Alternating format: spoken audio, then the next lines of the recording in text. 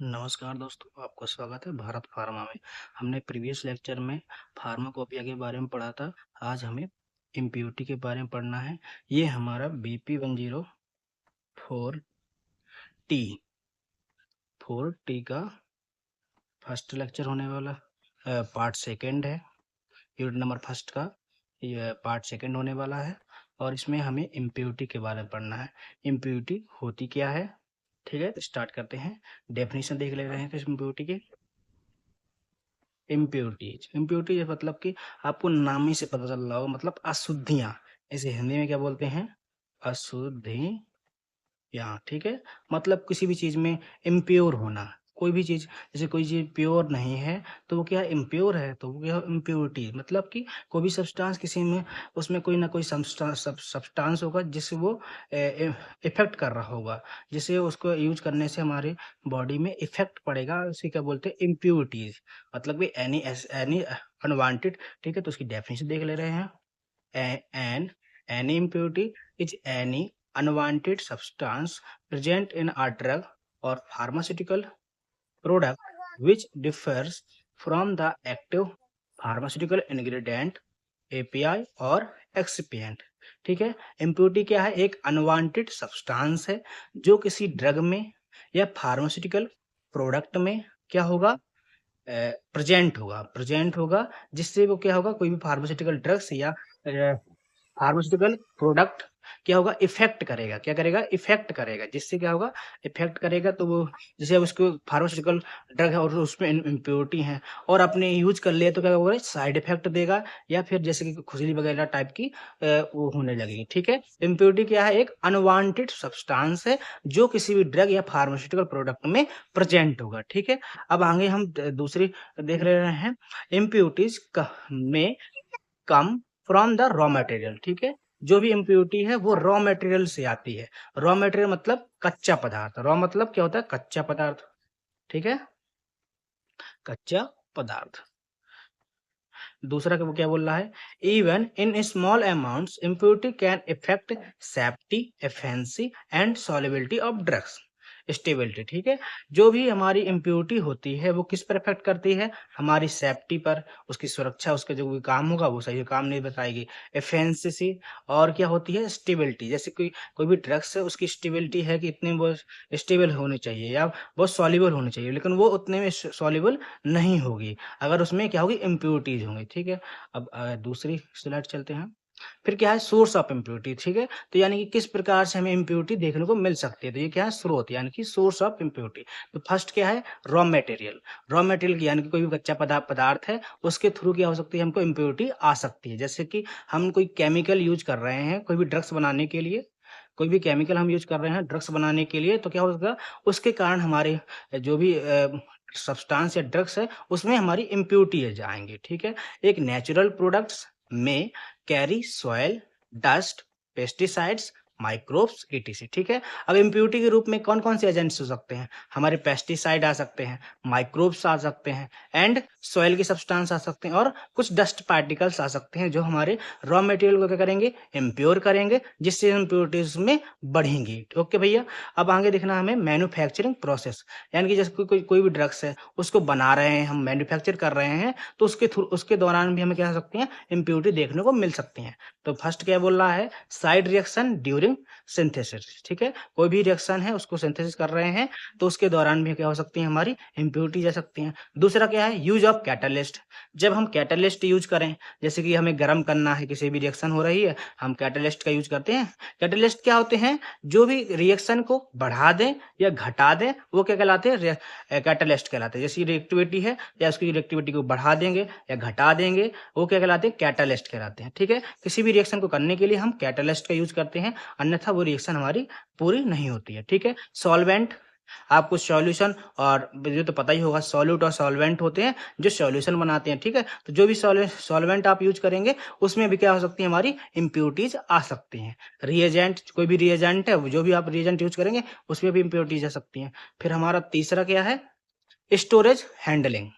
Okay, जब भी आप स्टोर करेंगे कोई भी ड्रग्स है उसको स्टोर करेंगे, स्टोरेज लेंगे, तब भी क्या हो सकती है? हमारी इम्प्योरिटी जा सकती है। जैसे कि अब उसमें लिखा है कि कूल एंड ड्राई प्लेस या लाइट में नहीं रखना है। यदि आप उसे लाइट में रख रहे हैं या टेम्परेचर उसको हाई दे रहे हैं तो भी क्या हो सकती है, हमारी इम्प्योरिटीज देखने को मिल सकती हैं। अभी जैसे कि जो सिरप होता है, सिरप क्या होता है, अगर बाहर आप खुला छोड़ दें और उसमें खुला रहेंगे तो उसमें क्या होती है, शुगर्स के सब्सटेंस देखने को मिल जाते हैं, तो वही क्या इम्प्योरिटीज है। ओके भैया, अब आगे देखना है हमको contamination. Contamination from packaging materials, कोई भी मटेरियल है उसको जब आप पैकेज करते हैं, पैकिंग करते हैं, तब भी हमको क्या मिल सकती हैं, इम्प्योरिटीज देखने को मिल सकती हैं। चौथा क्या बोल रहा है, एनवायरमेंटल सोर्स। ठीक है, तो एनवायरमेंटल में सोर्स मतलब कि जो भी हमारे एनवायरमेंटल थ्रू जिसको माइक्रोब्स है, एयर है या वाटर के थ्रू जो भी हमारे इम्प्योरिटीज देखने को मिलेंगी प्रोडक्शन के दौरान, वो सब किस में आएंगे, एनवायरमेंटल सोर्स में आएंगे। पांचवा बोल रहा है डिग्रेडेशन। डिग्रेडेशन क्या होता है, ब्रेक डाउन ऑफ ड्रग। जब भी कोई ड्रग्स को हम तोड़ते हैं, अब क्या करते हैं जैसे कि हम आधी यूज करनी है तो वो क्या करते हैं, उसको तोड़ा और खुला रख दिया और कल फिर यूज कर लिया, तो वो क्या हो जाएगी, इम्प्योर हो जाती है कोई भी ड्रग्स। ठीक है, तो break down of drug during self life. ठीक है, कोई भी ड्रग्स है उसका आधा यूज किया, आधा रख दिया, तो डिग्रेडेशन यही थोड़ा ब्रेक डाउन मतलब ड्रग्स बोल रहा है। ठीक है, ऑक्सीडेशन, हाइड्रोलाइसिस एंड फोटोलाइसिस। अब हमें देखने हैं टाइप ऑफ इम्प्योरिटीज। क्या देखने हैं, टाइप ऑफ इम्प्योरिटीज। तो टाइप ऑफ इम्प्योरिटीज में पहले हम देखेंगे अकॉर्डिंग ऑफ ऑर्गेन, फिर देखेंगे अकॉर्डिंग ऑफ फार्माकोपिया, फिर अदर्स। ओके, तो अकॉर्डिंग ऑफ ऑर्गेन के टाइप में देखें तो ये तीन प्रकार के होते हैं, एक ऑर्गेनिक इम्प्योरिटी, एक इनऑर्गेनिक इम्प्योरिटी, एक होती है रेसिडुअल सॉल्वेंट। ठीक है, तो पहले हम देख लें ऑर्गेनिक इम्प्योरिटी। ऑर्गेनिक इम्प्योरिटी कहाँ से आती है, by product, starting material, intermediates, reagent, ligand and catalyst. ठीक है, ऑर्गेनिक इम्प्योरिटी में तो क्या आते हैं, जब भी हम कोई भी ड्रग्स है उसको प्रोडक्शन के दौरान आते हैं। स्टार्टिंग मटेरियल्स, कोई भी मटेरियल या रॉ मटेरियल, वो सब के आते हैं और ऑर्गेनिक मटेरियल में आते हैं। इंटरमीडिएट, कोई भी रिएजेंट है, कोई भी रिएक्शन है जो भी इंटरमीडिएट आप यूज करेंगे उनके थ्रू भी इम्प्योरिटी आएंगी, reagent and ligand and catalyst. ठीक है, example unreacted solvent synthesis by product. अब हमें देखना है इनऑर्गेनिक इम्प्योरिटी। इनऑर्गेनिक इम्प्योरिटी में क्या होता है, फ्रॉम मैन्युफैक्चरिंग प्रोसेस। जब भी कोई ड्रग्स बनती है, मैन्युफैक्चर होती है, जब उस प्रोसेस के दौरान अगर कोई भी इम्प्योरिटी आती है तो उसे क्या बोलते हैं, इनऑर्गेनिक इम्प्योरिटी बोलते हैं। इसमें हमारे रॉ मटेरियल्स आ जाते हैं, रीजेंट्स आ जाते हैं, कैटालिस्ट आ जाते हैं और सेल्ट वगैरह आ जाते हैं। एग्जाम्पल में हैवी मेटल्स। हैवी मेटल्स का भी जब हम लिमिट टेस्ट पढ़ेंगे ना, जब उसमें हमें हमें, हमें क्या होता है, हैवी मेटल्स के बारे में पढ़ना पड़ेगा। ठीक है, और residual inorganic sailed.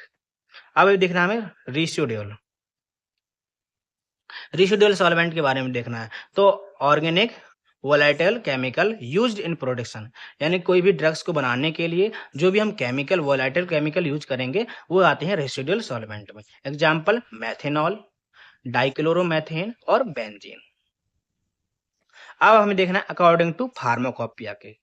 According to pharmacopoeia के देखना है तो इम्प्योरिटी को, इम्प्योरिटीज इन ऑफिशियल सब्सटेंस, जो भी कोई ऑफिशियल सब्सटेंस होगा उसके थ्रू इम्प्योरिटी आ सकती है, यानी कि present in bulk drug material. कोई भी ड्रग्स है वो बल्क फॉर्म में बन रहा है तो कुछ ना कुछ इम्प्योरिटी आ सकती है। इम्प्योरिटीज इन ऑफिशियल प्रिपरेशन, कोई भी इम्प्योरिटीज है जो जैसे कि उसको बना रहे हैं आप लोग, ऑफिशियल प्रिपरेशन कर रहे हैं, तब भी प्रेजेंट आ सकती है। जैसे कि present in final dose form, कोई भी ड्रग्स से आप बना रहे हैं और सही से उसके प्रॉपर आपने सॉल्वेंट या सॉल्यूशन यूज नहीं करेंगे तो भी इम्प्योरिटी देखने को मिल सकती है।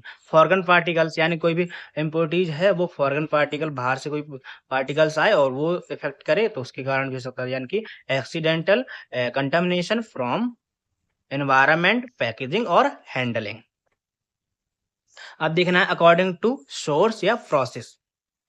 तो process related impurities, side product, starting material, reagent and catalyst, या रिएजेंट के कारण या कैटलिस्ट के कारण कोई इम्प्योरिटी आएगी तो क्या बोलेंगे, प्रोसेस रिलेटेड इम्प्योरिटी। दूसरा क्या है, डिग्रेडेशन रिलेटेड इम्प्योरिटी। इसमें क्या होता है, फॉर्मेट ड्यूरिंग स्टोरेज और सेल्फ लाइफ। ठीक है, कोई भी स्टोर कर रहे हैं हम कोई भी ड्रग्स को, उसके दौरान अगर इम्प्योरिटी जाएंगी तो उसके कारण होता है। एक contamination related impurity from environment, operators container containers और अ माइक्रोबल ग्रोथ, ठीक है। कोई भी हम चीज बना रहे हैं या जो भी चीज को हम यूज कर रहे हैं तो वो ऑपरेटर के कारण भी इम्प्योरिटी आ सकती है या कंटेनर के कारण भी आ सकती है, माइक्रोबल ग्रोथ के कारण भी इम्प्योरिटी आ सकती है। अब हमने क्या देखा है उसको तो हम शॉर्ट फॉर्म में देख ले रहे हैं, तो समरी आज की क्या निकलेगी ये देख ले रहे हैं भैया। इम्प्योरिटीज, तो इम्प्योरिटीज मैंने अभी बताया कि अनवांटेड सब्सटेंस होगा जो भी कोई भी ड्रग्स फॉर्म में होगा, यही हमने बता दिया। ये इसका आज सार निकला। सोर्स, सोर्स कौन कौन से हमने सोर्स देखे, रॉ मटेरियल सोर्स देखा, उसका प्रोसेस देखा, स्टोरेज देखा, एनवायरमेंटल देखा और डिग्रेडेशन देखा। टाइप कौन कौन से देखे हमने, ऑर्गेनिक देखा, इनऑर्गेनिक देखा, residual, solvents, process, related, degradation देखा, रिलेटेड डिग्रेडेशन रिलेटेड देखा और कंटामिनेशन देखा, फॉरेन पार्टिकल देखा। यहीं से हमारी जो पीडीएफ है या इम्प्योरिटीज है वो खत्म हो गई है। हम अगला वीडियो लाएंगे लिमिट टेस्ट से, ठीक है। थैंक यू सो मच, जुड़े रहें भारत फार्मा के साथ।